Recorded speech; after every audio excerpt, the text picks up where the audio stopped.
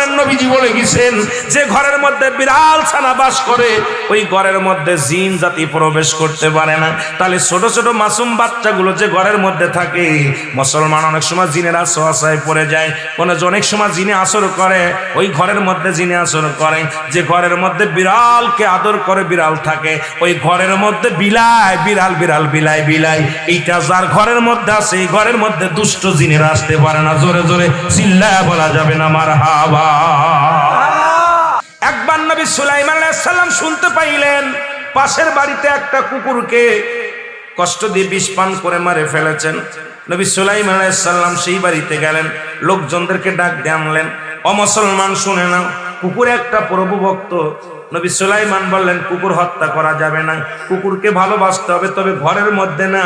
কুকুরের ঘরে বিছনা বানায় দেওয়া যাবে না, কুকুরের সঙ্গে বসত বাড়ি করা যাবে না, কুকুরের লালাটা হলো অপবিত্র।